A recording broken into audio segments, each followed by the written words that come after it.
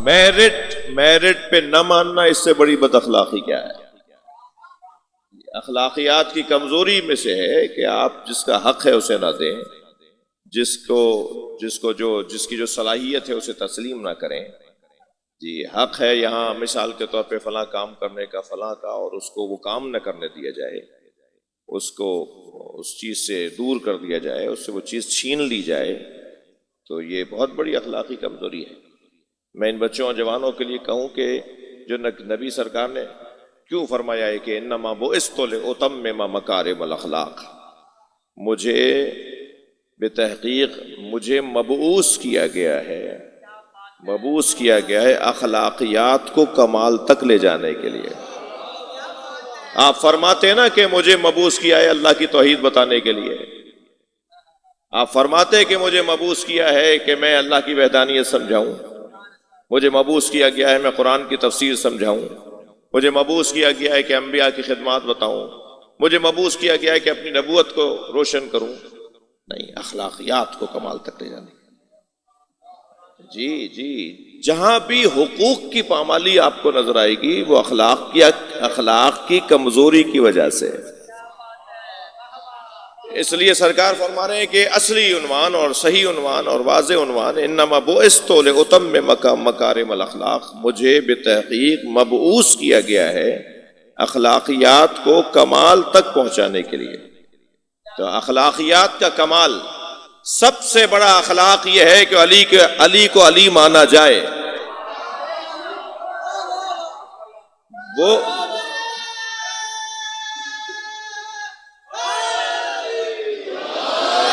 کسی کی قابلیت کو تسلیم کیا جائے۔ اب ذرا آیت کا ترجمہ محسوس کیجئے اور بات کو یہیں سے شروع کریں گے۔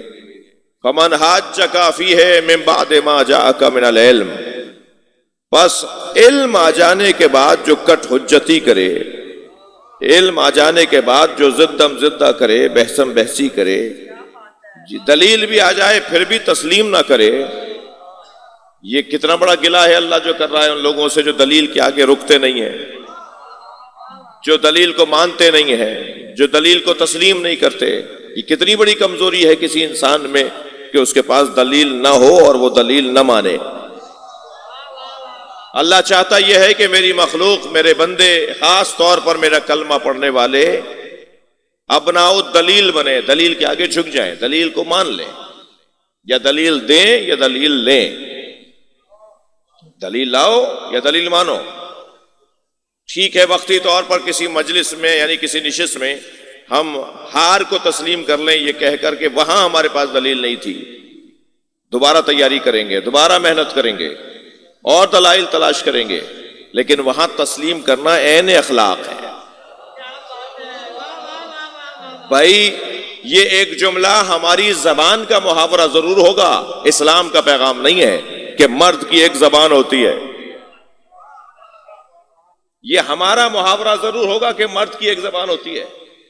غلط بولے، غلطی پر تھے، بول دیا، کسی بھی الزام میں آ کر بات کر دی، بعد میں احساس ہو رہا ہے کہ بات ٹھیک نہیں تھی، تو مرد کی ایک زبان نہیں ہوتی، نفس پرست کی ایک زبان ہوتی ہے۔ صلوات پڑھ لیں ذرا محمد و آل محمد۔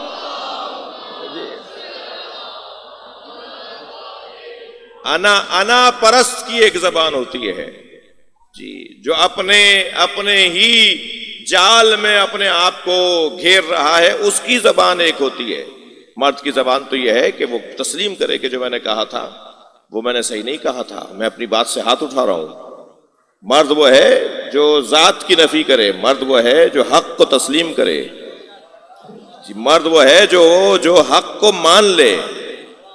جی نفسانیت کا انکار کرنا یہ خود ایک مردانگی ہے۔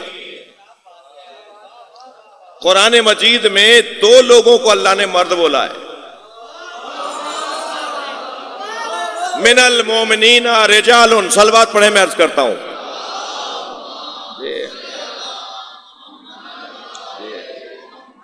من المومنین رجال، مومنین میں سے کچھ مرد ہیں۔ جی آپ ذہن کہیں اور، میرے بچے ذہن کہیں اور نہیں لے کے جائیں، میں مرد اور عورت کی بات اس معنی میں نہیں کر رہا۔ جی ممکن ہے کہ عورت کوئی آپ کو نظر آئے مگر عقیدے میں مرد ہو، کردار میں مرد ہو، اپنے عمل میں مرد ہو. یہاں مرد اور عورت تانیث و تذکیر کی بات نہیں ہے. یہاں مرد اور عورت میں بدن موضوع ہی نہیں ہے. بدن ہمارا مؤنث اور مذکر ہوتا ہے، روح مؤنث اور مذکر نہیں ہوتی. اور قرب الہی حاصل کرنے کے لیے بدن کو اولویت حاصل نہیں ہے. بھائی تھوڑا اگر بات جا رہی ہو تو گردن ہلائیے گا. قرب الہی حاصل کرنے کے لیے بدن کو اولویت حاصل نہیں ہے، ثانویت حاصل ہے. جو اولویت حاصل ہے قرب الہی حاصل کرنے میں وہ روح کو حاصل ہے. جی ہاں، ایک ضعیف العمر بدن مگر روح اس کی جوان، ایک خاتون مگر روح اس کی جوان اور مرد. ہم نے کتنے ہی مرد دیکھے جو میدان سے بھاگ رہے تھے، اور ہم نے ایسی عورتیں بھی دیکھی جو بھاگتے مردوں کو بلا رہی تھی. صلوات پڑھیں محمد و آل محمد.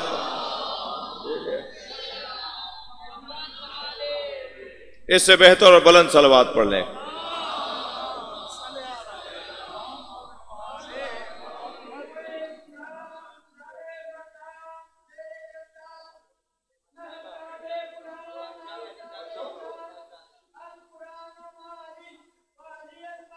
ماشاء اللہ، بلند تر صلوات نبی کی ذات پہ.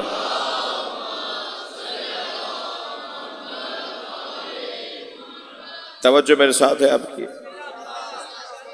جی میں ایک مضمون کو کوشش کر رہا ہوں کہ ترتیب دے سکوں. مجھے آج صحیح وقت پہ ممبر پہ میں بیٹھا ہوں، یعنی جو وقت تھا اسی پہ بیٹھا ہوں، جو طے ہوا تھا اسی وقت پہ ممبر پہ آ گیا الحمدللہ. تو ظاہر ہے ہمارے یہاں تو پہلی مجلس میں تو آزمایا جاتا ہے کہ کل دیکھیں گے کہ کب بیٹھے تھے. تو اسی قاعدے کا شکار ہوں. ایک صلوات پڑھیں ذرا محمد وآل محمد. اللہم صلی علی محمد وآل محمد. اس سے بہتر اور بلند صلوات سرکار کی ذات.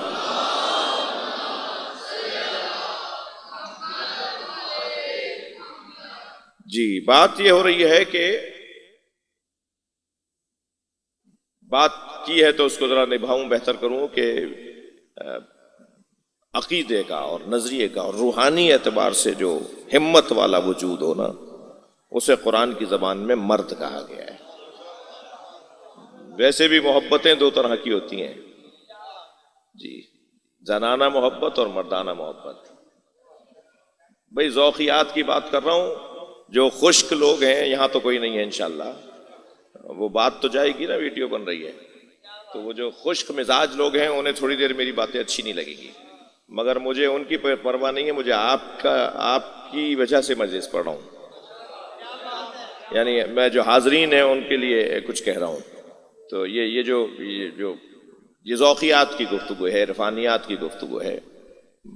محبت دو طرح کی ہوتی ہے، زنانہ اور مردانہ. اور ممکن ہے کہ کوئی خاتون ہو اس کی محبت مردانہ ہو، اور ممکن ہے کوئی مرد ہو اور اس کی محبت زنانہ ہو. بچہ بیمار، دونوں ابا اماں لے گئے ڈاکٹر کے پاس. سوئی دیکھ کر بچے ڈرتے ہیں جی. ڈاکٹر اگر سوئی لے کر آ جائے تو بچوں کو ڈر لگتا ہے، روتے پیٹتے ہیں. تو ڈاکٹر صاحب سوئی لے کر آئے تو بچے نے بلبلانا شروع کیا. تو ابا نے کہا ڈاکٹر صاحب کوئی اور طریقہ علاج؟ انہوں نے کہا نہیں، اس کے بغیر اس کو آرام نہیں آئے گا. کہہ نہیں، اس کا رونا مجھے برداشت نہیں ہے، آپ کچھ اور کیجئے. توجہ. ڈاکٹر صاحب نے کہا نہیں، اس کے علاوہ کوئی اور چارہ نہیں ہے. تو ابا نے بچے کو گود میں اٹھایا اور لے کے چلے کہ نہیں، میں اس کو رونا برداشت نہیں کر سکتا. اماں آگے بڑھیں، اپنے شوہر کی گود سے اپنے بچے کو لیا، دبوچ، ہاتھ پیر دبوچ کے ڈاکٹر سے کہا انجیکشن لگائیے. تو محبت وہ بھی تھی مگر باپ کی تھی اور زنانہ تھی. محبت یہ بھی ہے اور ماں کی ہے مگر مردانہ ہے. جہاں ہمت ہو، حوصلہ ہو، نظریے پہ استقامت ہو، اسے مردانگی کہا جاتا ہے. صلوات پڑھیں ذرا محمد و آل محمد پر.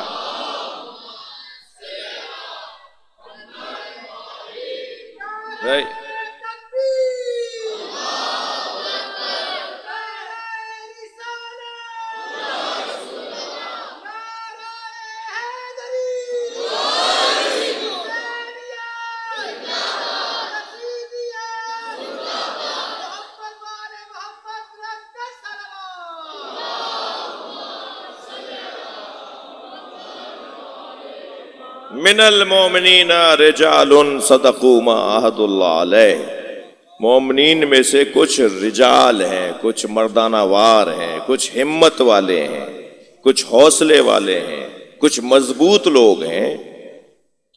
تو ضروری تو نہیں ہے کہ ہمیشہ مردوں نے ہی ہمت دکھائی ہو۔ 50 مثالیں ہیں جہاں بڑے بڑے مردوں کے منہ میں جھاگ آ گیا، وہاں حرہ سعدیہ نے مولا علی کی ولایت پہنچائی۔ جہاں ہاتھ پیر کانپ رہے تھے بڑے بڑے مردوں کے، وہاں ایک تنہا عورت بھرے دربار میں علی کی بات کر رہی تھی۔ تو یہ کوئی ضروری نہیں ہے کہ ہمیشہ ایک بی بی کی مجلس ہے، ایک ماں کی مجلس ترحیم ہے، یہ ضروری نہیں ہے کہ ہمیشہ میدان کے دھنی مرد ہی ہوں گے، کوئی ضروری نہیں ہے۔ بلکہ اگر میں ایک جملہ کہہ دوں تو آپ کو یہ جملہ اچھا لگے گا کہ ہمیں بھی اگر کسی نے عزادار بنایا ہے تو وہ ماں ہی ہے۔ ہاں، ہمیں بھی اگر کسی نے حسین مولا کی خاطر قربانی دینے کا جذبہ دیا ہے تو وہ ہماری ماں ہے۔ بڑا بڑا احسان ہے ان خواتین کا تربیت سماج کے لیے، تدبیر منزل کے لیے، جی تہذیب نفس کے لیے ان خواتین کا بڑا کردار ہے۔ آ گئی دربار لگا ہوا ہے حاکم شام کا، حرہ سعدیہ کے میں نے نام لیا، حضرت حلیمہ سعدیہ کی بیٹی، جی کوئی معمولی وجود نہیں ہے، اچھی عمر کی ہیں، جس وقت کا واقعہ سنا رہا ہوں جی۔ دربار سجا ہوا ہے، حاکم کا دروازہ ہے، دربار کے دروازے پر آ کر کھڑی ہو گئی، اندر جانا چاہتی ہیں، دربان جانے نہیں دے رہے، شور مچایا، اونچی آواز میں بات کی کہ مجھے تو بات کرنی ہے۔ اندر دربار تک آواز پہنچی، پوچھا یہ کون ہے، کیا ہو رہا ہے یہ؟ کہا وہ بصرہ سے خاتون آئی ہے، نام اپنا حرہ سعدیہ بتا رہی ہے، اور وہ کہتی ہے کہ مجھے تو بات کرنی ہے۔ جیسے ہی حرہ سعدیہ، بصرہ تھوڑا سا ذہن کام کرنے لگا، کہنے لگے یہ تو آشنا نام ہے، اسے تو میں جانتا ہوں، یہ جنگ صفین میں علی کے بھاگتے لشکر کو واپس بلا رہی تھی۔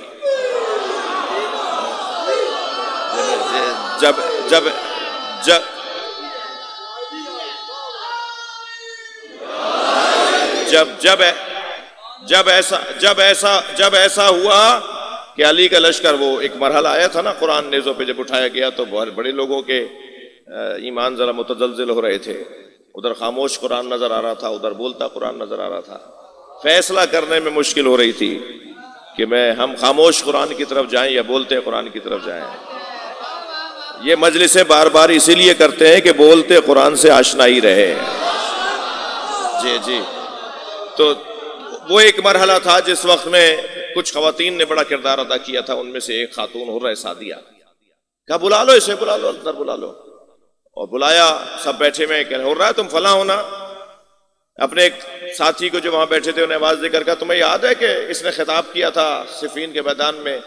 تو اس نے کہا حضور مجھے یہ یاد نہیں ہے، یہی یاد نہیں ہے کہ اس نے خطاب کیا تھا، مجھے یہ بھی یاد ہے کہ جس اونٹ پر بیٹھ کر آئی تھی اس اونٹ پر زین کس رنگ کی تھی۔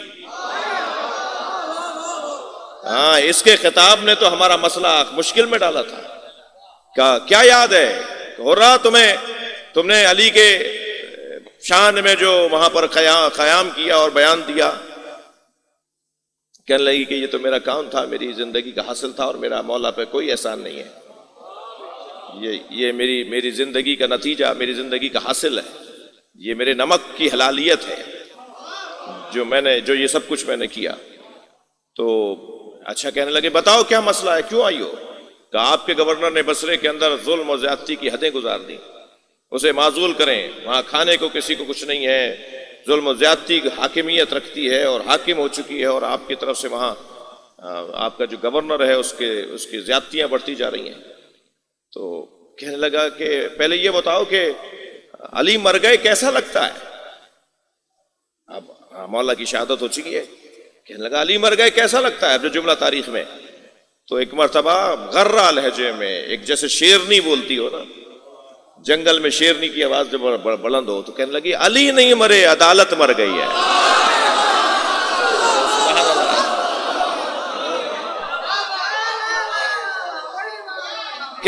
کہنے لگا مسئلہ کیا ہے؟ مسئلہ یہ ہے کہ آپ کے گورنر کی طرف سے یہ زیادتیاں ہیں۔ تو فوراً اپنے کاتب کو آواز دے کر کے آپ کے کاغذ قلم سنبھالو اور لکھو عزل نامہ، معزولی کا لیٹر لکھو، عزل نامہ لکھو۔ اور عزل نامہ جب لکھا تو اس کے حوالے کرتے ہوئے کہا کہ لو ہم بھی تو عدالت کرتے ہیں۔ اب اگر کوئی خفا نہ ہو تو ایک جملہ کہوں جو حرہ سعدیہ کا جملہ ہے کہ لو ہم بھی تو عدالت کرتے ہیں۔ کہنے لگی عزت کی خاطر عدل کرنا اور ہے، اللہ کی خاطر عدل کرنا اور ہے۔ صلوات پڑھیں محمد و آل محمد پر۔ اس شان سے یہ میں نے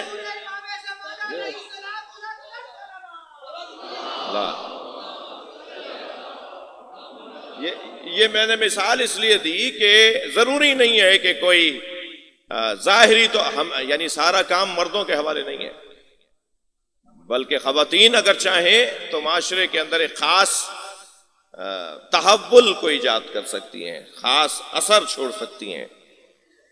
لہذا قرآن میں مومنین میں سے کچھ مردانہ وار ہیں، مومنین میں سے کچھ ہمت والے ہیں۔ لَأُوتِيَنَّ رَجُلًا، کل میں ایک مرد کو علم دوں گا۔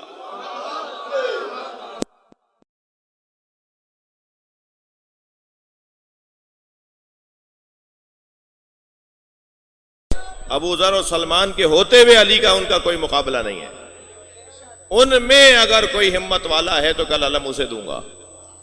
من المومنین رجال۔ تو یہاں بات اصل یہ ہے کہ ہمت اور حوصلہ اور بہادری و شجاعت۔ جی ایک اور کمزوری ہے جو کمزوری بھی ہے اور بزدلی بھی ہے۔ بزدلی خود ایک کمزوری ہے۔ معاف کیجیے گا میں بچوں کی خاطر بول رہا ہوں، اگر آپ کی باڈی میں کمزوری ہو، مثال کے طور پہ ہاتھ پیروں میں دم نہیں ہے، گھٹنے میں درد ہے، پنڈلیوں میں دم نہیں ہے، تو اگر بدن میں کمزوری ہو تو کوئی چیز کھائی پی جاتی ہے نا، ڈاکٹروں سے پوچھا جاتا ہے۔ تو خود روح کی کمزوریوں میں سے ایک کمزوری بزدلی ہے۔ بزدلی روحانی کمزوری ہے۔